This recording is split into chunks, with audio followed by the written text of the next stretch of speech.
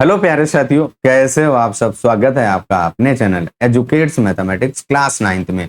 और उसमें हम लोग क्लास 9th एनसीईआरटी मैथ्स का कंप्लीट सोल्यूशन आपको प्रोवाइड कराने वाले हैं कि जो आपका नया एडिशन आया है 2023 और 24 के अकॉर्डिंग, जो सिलेबस आपका रिड्यूस हुआ है, इंक्रीज हुआ है, उसी के अकॉर्डिंग हम लोग चैप्टर वाइज विद एक्सप्लेनेशन आपको सोल्यूशन प्रोवाइड कराने वाले हैं। अगर आप हमारे चैनल पर पहली बार है, वीडियो अगर आपको हमारा पसंद आए, मेहनत आपको पसंद आए और आप चैनल पर पहली बार हैं, अभी तक आपने चैनल को सब्सक्राइब नहीं किया है, तो भैया चैनल को सब्सक्राइब करना, वीडियो को लाइक करना और जरूरतमंद के साथ शेयर करना मत भूलिएगा, क्योंकि एनसीईआरटी मैथ्स का कंप्लीट सोल्यूशन आपको यहाँ पर मिलने वाला है। और आज के इस वीडियो में जो हमारा अध्याय 2 बहुपद की जो पिछली 3 प्रश्नावली यानी 2.1, 2.2, 2.3 हम लोग पिछले वीडियोज में सॉल्व कर चुके हैं। और आज के इस वीडियो की अगर बात की जाए तो आज के इस वीडियो में भैया हम लोग बीजीय सर्व समीकरण पढ़ने वाले हैं। जो हमारी प्रश्नावली 2.4 है उसमें जो आपकी सर्व समीकरण आती हैं, उन सर्व समीकरणों को आपको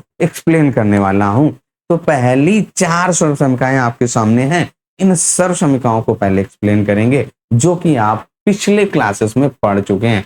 क्लास 9th में आप इन सर्व समीकरणों को पढ़ चुके हैं। आज के इस वीडियो में सबसे पहले हम लोग सर्व समीकरणों को ही एक्सप्लेन करेंगे आपको, तब जाकर के हम लोग सर्व समीकरणों को रिलेटेड जो प्रश्नावली है उसको सॉल्व करेंगे। अच्छा, एक चीज और आप याद रखेंगे, कोई अगर आपसे पूछ दे सर्व समीकरण और समीकरण, जो हमारी सर्व समीकरण है एक बीजीय समीकरण ही तो होता है, लेकिन अगर आपसे पूछे कोई सर्व समीकरण और समीकरण में अंतर क्या होता है, एक ही अंतर आप उसको बताएंगे तो क्लियर हो जाएगा। सर्व समीकरण आपका जो चर के प्रत्येक मान के लिए, चर का कोई भी मान आप रखेंगे तो आपका मान्य होगा, लेकिन जो हमारा समीकरण होता है वो आपका उसमें जो चर आता है उसके एक निश्चित मान के लिए वैलिड होता है, उसका एक ही निश्चित मान होगा चर का। और लेकिन सर्व समीकरणों में आप x का या जो भी चर होगा x y z जो भी है उसका कोई भी मान रखेंगे, लेफ्ट हैंड साइड और राइट हैंड साइड हमेशा बराबर आएगी। यही अंतर होता है सर्व समीकरण और रैखिक समीकरण या समीकरण में।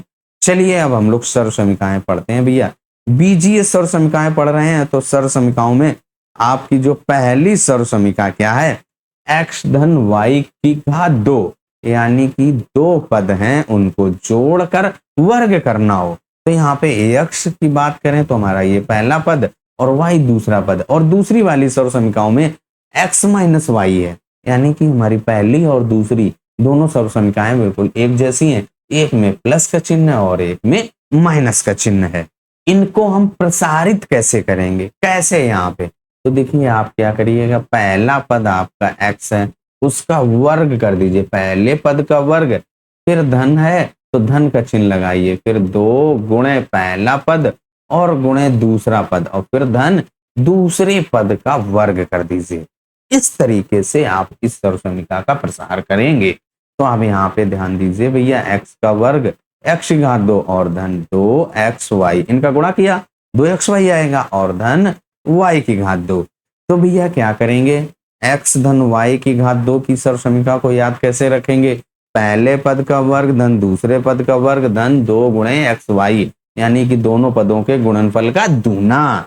अब आप इसको कुछ ऐसे भी लिख सकते हैं कि x की घात 2 धन y की घात 2 धन का 2xy।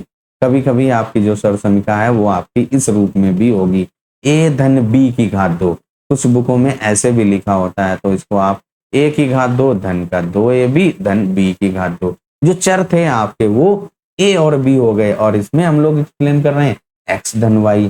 तो आपका जो पहली सर्व समीकरण है वो कंप्लीट हो जाती है।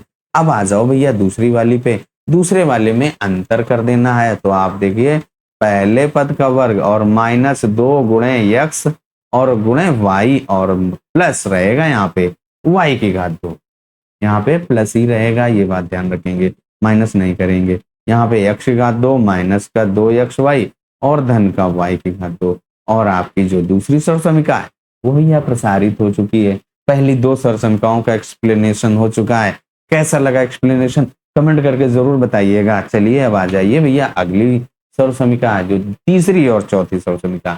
तीसरी वाली आपकी क्या कह रही है, x की घात 2 माइनस y की घात 2, इसका मतलब क्या है, कि जो दो पद हैं उनके वर्गों का अंतर आपसे पूछे, तो क्या हो जाएगा, दोनों पदों को एक बार जोड़िए और फिर एक बार घटाइए और दोनों का गुणा कर दीजिए और आपकी सर्वसमीकरण सॉल्व हो गई। इसको कुछ लोग ऐसे भी लिखते हैं भैया कि a की घात 2 माइनस b की घात 2, क्या लिखेंगे, a धन b और a minus b, a plus b और a माइनस b, a की घात 2 माइनस b की घात 2। अब आप इसका उल्टा भी याद रखेंगे कि अगर आपके दो पद हैं उनको एक बार जोड़ करके एक बार घटा करके गुणा किया गया है तो उनके वर्गों का अंतर भी आप ज्ञात कर लेंगे, तब भी बात एक ही रहेगी। तो इस तरीके से हम लोग तीसरी वाली सर्वसमीकरणों को सॉल्व करेंगे। अब आ जाइए चौथी वाली पे। चौथी वाली क्या है, x धन a और x धन b। इसका कैसे सॉल्व करेंगे, यहाँ पे चर आपका x है तो देखिए उसका वर्ग कर दीजिए, फिर धन जो a और b है उनको जोड़ो भैया, a और b को जोड़ लिया और जो चर था उसका गुणा कर दीजिए, फिर धन a गुणे b, जो a b है उनका गुणा कर दीजिए। तो आपका जो सवाल होगा कुछ इस तरीके से सॉल्व होगा, x धन 3 और x धन 5 है, इस तरीके से प्रश्न होगा। इसको थोड़ा सा और सॉल्व कर लो, ये क्या हो जाएगा, x की घात 2 धन a धन b और x और धन का ab। अब आप यहाँ पे देखिए प्रश्न को कैसे सॉल्व करेंगे, उसका एक यहाँ पे हमने एग्जाम्पल ले लिया, x धन 3 और x धन 8। देखिए सिंपल सी बात है, अगर आप सर्व समीकरणों को याद कर लेंगे, जो आपकी सर्व समीकरणें अगर आपको याद होंगी, सर्व समीकरणें आपको क्यों पढ़ाई जाती हैं, जिससे कि आपका जो कैलकुलेशन है भैया आसान हो सके। जो हमारी सर्व समीकरणें हैं हमारे कैलकुलेशन को आसान बनाती हैं। आइडेंटिटीज, अंग्रेजी में इनको आइडेंटिटीज कहा जाता है। आइडेंटिटीज मेक्स अवर कैलकुलेशन इजियर। ये बात आप ध्यान रखेंगे कि जो सर्व समीकरणें हमारे कैलकुलेशन को आसान बनाती हैं। तो यहाँ पे जो आपका प्रश्न दिया गया है, जब आप सर्व समीकरणें याद कर लेंगे तो प्रश्न को देखते ही आपको पता चल जाएगा कि ये हमारा इस रूप का लिखा हुआ है, इस रूप वाली आइडेंटिटीज लगेगी, इस रूप वाली सर्व समीकरण लगेगी। तो आपका जो प्रश्न है भैया x धन 3 और x धन 5, वो आपका x धन a और x धन b के रूप का है कि नहीं। अगर यहाँ पे इनकी तुलना करें तो देखिए आपका a बराबर 3 है और b बराबर 5 है, वो मान यहाँ पर रख देंगे। क्या हो जाएगा, x की घात 2 धन a धन b, यही तो था, a धन b x, a की जगह 3 और b की जगह 5 और x और धन a गुणे b यानी 3 गुणे 5। अब इसको और सॉल्व कर दीजिए, a x की घात 2, 3 और 5 जोड़िए तो 8x और धन यहाँ पे 3 बचे 15। और आपका जो प्रश्न है भैया सॉल्व हो गया है। क्या आएगा, ये 8x की घात 2 धन 8x और धन का 15। जो चार सर्व समीकरणें थी जिनको आपने पिछली क्लासेस में पढ़ा था, उनको भी यहाँ पे आपको एक्सप्लेन किया गया। अब आप यहाँ पे जो क्लास 9th में नई सर्व समीकरणों को सीखने वाले उस पे आ चुके हैं, और जो हमारी पहली यानी कि नए में पहली और 5वीं सर्व समीकरण x धन y धन z की घात 2। अभी तक आपने क्या पढ़ा था भैया, x धन y की घात 2 क्या था, दो पदों के वर्गों का, दो पदों के जोड़ का वर्ग, दो पदों के योग का वर्ग है।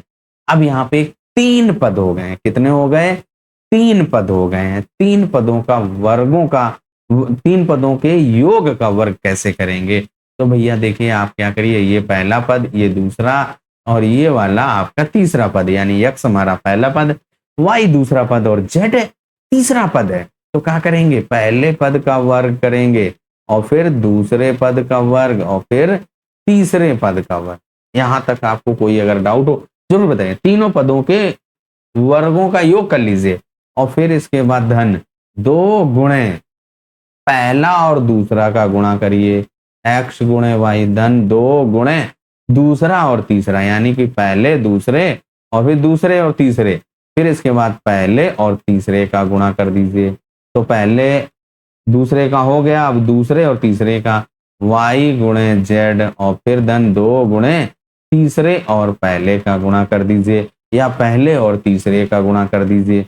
अब आप इनको प्रसारित कर दीजिए, खोल दीजिए, सिंप्लीफाई कर दीजिए। x का वर्ग x की घात 2 धन y की घात 2 धन z की घात 2 और फिर प्लस 2xy का गुणा करिए तो आपका 2xy आएगा, प्लस ऐसे ही यहाँ पे 2yz और प्लस 2zx, xy yz और फिर zx, ऐसे xy yz और फिर zx ऐसे आप याद रखेंगे। ये हमारी सर्वसमीका 5वीं सॉल्व हो चुकी है।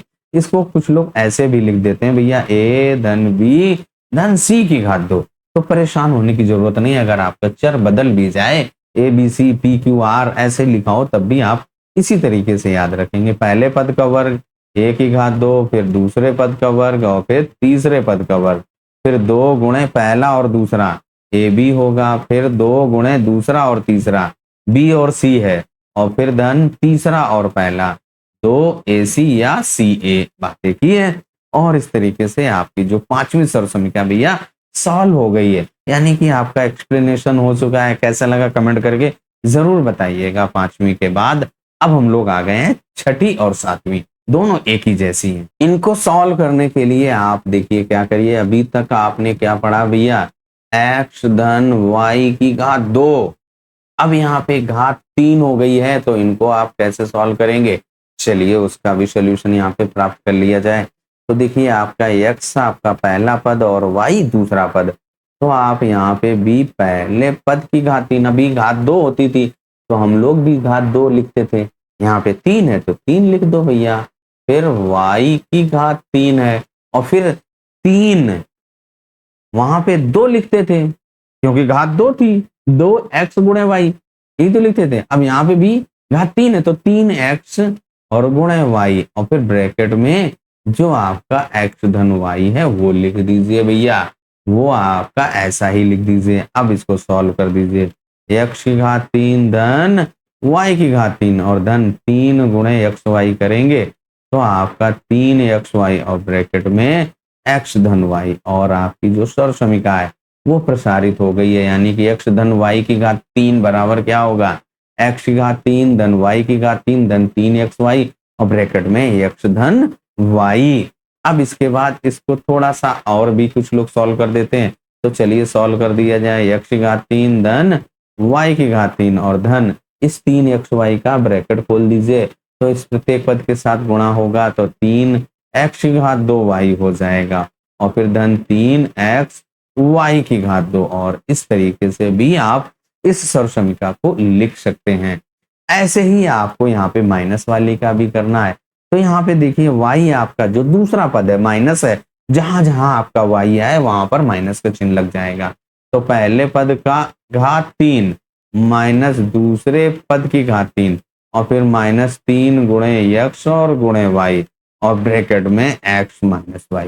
बिल्कुल वैसा ही था, यहाँ पे प्लस था तो हम लोग प्लस लगाए थे, और माइनस है तो माइनस लगाएंगे। ब्रैकेट खोल लो भैया, यानी कि x की घात 3 हो जाएगा माइनस y की घात 3 और माइनस का 3xy और ब्रैकेट में x माइनस y। सर्वसमीका आपकी यहीं तक रहेगी। कुछ लोग इसको थोड़ा सा आगे भी जैसे आपको ऊपर में बताया गया वैसा भी कर सकते हैं, तो कर लीजिए भैया। क्या हो जाएगा, x की घात 3 माइनस y की घात 3। अब यहाँ पे ब्रैकेट खोलेंगे, ब्रैकेट के पहले माइनस का चिन्ह है तो आपके चिन्हों में परिवर्तन होगा। जो बोर्ड मास रूल है, ब्रैकेट खोलने का जो नियम है वो आप जरूर लगाएंगे, ये बात ध्यान रखेंगे। -3 x की घात 2y हो जाएगा, और ये माइनस है तो प्लस हो जाएगा 3x y की घात 2। और आपका जो 7वां भैया सर्वसमीका है वो भी सॉल्व हो चुका है। अब आ जाओ अगले वाले पर। अगले वाली हमारी सर्वसमीका क्या है भैया, वो भी जरा देख ली जाए।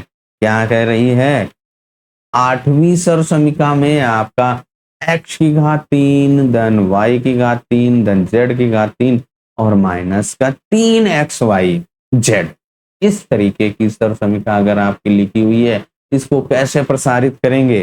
तो देखिए भैया यहाँ पे जो पहले 3 पद हैं उनको जोड़ लीजिए, x y और z यही 3 पद हैं, इनको जोड़ लीजिए। x धन y धन का z, तीनों पदों को जोड़ करके एक ब्रैकेट में रख लेंगे भैया। फिर दूसरे पद में दूसरे वाले ब्रैकेट में क्या लिखेंगे, x की घात 2 धन के y की घात 2 धन के z की घात 2। पहले दूसरे और तीसरे पद को जोड़ करके एक ब्रैकेट में रख लो, फिर ब्रैकेट लगा करके दूसरे ब्रैकेट में लिखने के लिए आपको x और y और z उनके वर्गों का योग कर दीजिए। फिर इसके बाद माइनस का चिन्ह लगाइए, पहले और दूसरे का गुणा करिए तो x y, फिर माइनस वाई जेड और माइनस का जेड एक्स। इस तरीके से आप इस सर्व समीकरण को लिख देंगे। अब यहाँ पे अगर एक यहां से रिजल्ट आ सकता है, इफ यानी कि यदि आपका x धन y और धन z बराबर 0 है, x y और z को जोड़ते हैं तो आपका 0 के बराबर आता है। तो ये जो हमारी सर्व समीकरण लिखी है, यहाँ x धन y धन z की जगह पे 0 रख दो। x की घात 3 धन y की घात 3 धन z की घात 3 और माइनस का 3 x y z बराबर, इसकी जगह पे 0 रख दो। तो भैया 0 रख दिया और दूसरे ब्रैकेट में x की घात 2 धन y की घात 2 धन z की घात 2 माइनस का x y minus y z और माइनस का जेड एक्स। अब यहाँ पे 0 का इसमें गुणा करेंगे। 0 में किसी भी संख्या से गुणा करते हैं तो 0 आता है। तो यहाँ से देखिए आपका x की घात 3 आएगा, x की घात 3 है ना, धन y की घात 3 और धन z की घात 3 माइनस का 3 एक्स वाई जेड बराबर 0। ये माइनस वाला उस तरफ ले जाओ भैया, x की घात 3 धन y की घात 3 और धन z की घात 3 बराबर क्या होगा 3 एक्स वाई जेड। यहां से क्या समझ में आया, अगर आपके कोई 3 पद हैं, उनको अगर आप जोड़ते हैं, उनका योग आपका 0 के बराबर है, तो उनके क्यूब यानी घन का जोड़ x की घात 3 धन y की घात 3 धन z की घात 3 क्या होगा, तीनों के गुणनफल का 3 गुना। x y और z का गुणा किया और 3 से भी गुणा कर दिया, 3 गुना कर दिया तो आपका वो आंसर आ जाएगा। यानी कि हमें उनका क्यूब नहीं करना पड़ेगा अगर उनका जोड़ 0 के बराबर होता है। 8 ही सर्व समीकरणें हम लोग पढ़ने वाले थे। आज के इस वीडियो में हमने बताया था पहले ही आपको कि केवल और केवल हम सर्व समीकरणों को पढ़ेंगे। जो हमारी सर्व समीकरणों का एक्सप्लेनेशन आपको कैसा लगा कमेंट करके जरूर बताइएगा। आज के इस वीडियो में हम लोग यहीं तक, जो प्रश्नावली 2.4 है उसको हम लोग अगले वीडियो में सॉल्व करेंगे। तब तक अपना ख्याल रखिए, स्वस्थ रहिए, मस्त रहिए। मिलते हैं अगले वीडियो में प्रश्नावली 2.4 के साथ।